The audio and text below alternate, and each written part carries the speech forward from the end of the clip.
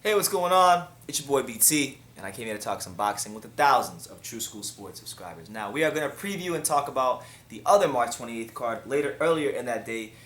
We got a card coming to you live and direct from the UK, and we're talking about Greenwich, UK to be exact. And that's the card that's going to feature Josh Pretty Boy Kelly, back in action, back again, taking on David Avanesyan. Now, this is a big fight for Josh Kelly because I'll tell you this, he was one of the biggest disappointments in all of 2019 for me. 2019 was supposed to be a year where Josh Kelly really pushed forward and pushed towards being more of a high-level contender.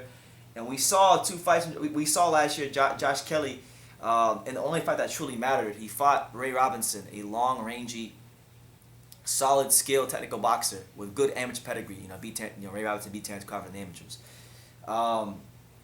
Ray Robinson fought this guy to a draw, and some people would even go as far as say that they thought that Ray Robinson won that fight. Now I didn't think Ray Robinson won that fight. I thought a draw was fair, but I actually thought Kelly had just edged it. But I wasn't mad with the draw. I thought it was a decent decision by the judges. But regardless of the result, the performance for somebody who was getting so much hype from Josh Kelly was extremely disappointing. I mean, this is a guy that just that same year, just months before that fight, he just signed the exclusive endorsement deal with Champion Sports Apparel, which is like not many fighters are signing outright endorsement deals, and he did. So it kind of goes to show you the kind of hype he was getting in the UK, and it's died down quite a bit.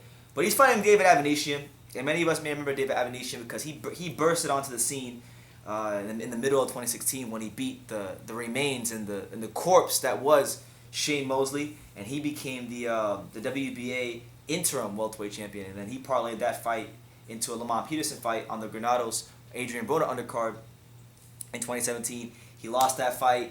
He then went on to fight Kavaluskas when Kavaluskas was on the way up, and Kavaluskas stopped him. And then since that fight, he scored back-to-back stoppage victories over the cash cow of Spanish boxing, Kerman Laraga. And Kerman Laraga was like 1 or 2 wins away from getting a Terrence Crawford fight because he was pretty high up in the rankings, but David Avanesyan kind of put that to bed. So Avanesyan comes into this fight on a 3-fight winning streak. I would assume that he's coming in with a lot of confidence because of the Laraga fights. He beat Laraga, who was a very limited fighter, yes, but undefeated. So he's fighting Josh Kelly now, and Josh Kelly this will be his 12th fight of his professional career, and thus far in his career he's been under the microscope. He's been one of the most hyped up and highly talked about prospects in the UK in quite some time. And he has to deliver not just a good performance, but a great performance. A performance that could kind of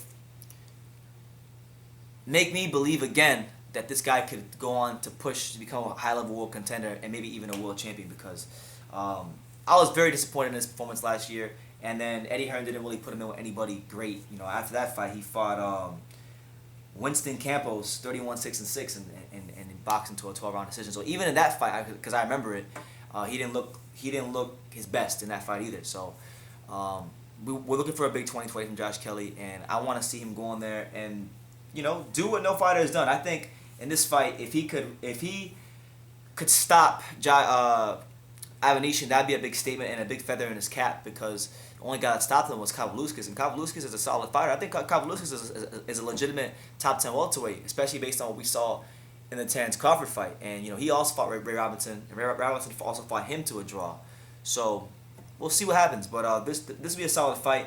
Moving ahead to the other fights on the card, pretty much everybody on the card is fighting a TBA, so don't expect anybody else to fight someone good. They're all TBA showcase fights, but you have Joshua Buatsi in his first fight in 2020 returning.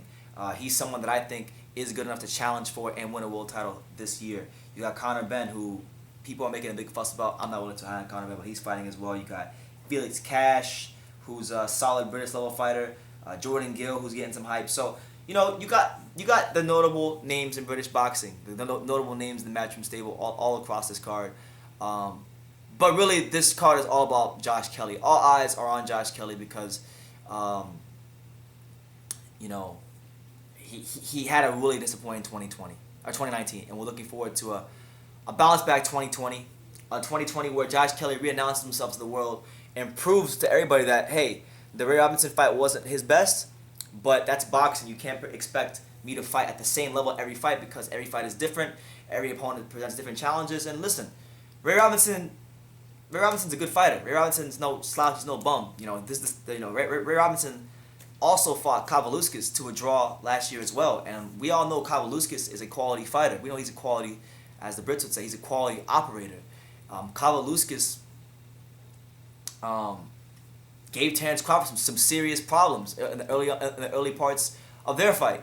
And I think, with his wins and his performances, he's debatably a top 10 welterweight at the moment, Kavaluskas. So there's no shame in getting a draw to Ray Robinson because Ray Robinson is a good fighter. But when you're getting talked about and you're getting the kind of hype that Josh Kelly was getting, you can't be doing that with the Ray Robinsons. We expect more from you. So I'm expecting a dominant, conclusive, decisive performance from Josh Kelly. And if he doesn't do it against David Avanesyan, then I think we should start to raise questions, as we have already, about just how good is Josh Kelly, and did we hype him up too soon? So we'll see. Josh Kelly, has a lot to prove in this fight, and I'm looking forward to him going out there and proving it. But yeah, you got him, you got Joshua Buatsi, Conor Benn, Jordan Gill, Felix Cash. This will be March 28th. This will be in London, England, on DAZN. So we got 2 DAZN cards that day: Vergil Ortiz versus Samuel Vargas at night, and Josh Kelly versus David Avanesyan in the afternoon if you're in the States. And I would anticipate that I'll probably be live for one of those cards. So be on the lookout for that. Let me know what you guys think about this card down below.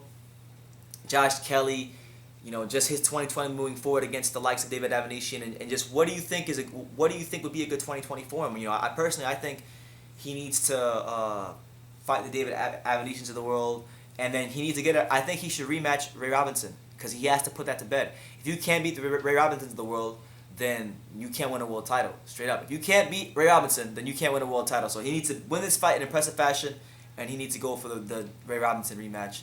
And if he can win that fight, then that would tell me a lot about his character, his talent, and just where he's going moving forward. So leave your comments down below. Take the time to subscribe. Like I say in every single one of these videos, you can love me or you can hate me, but I'm just a kid from Dania. So until next time, take care, guys.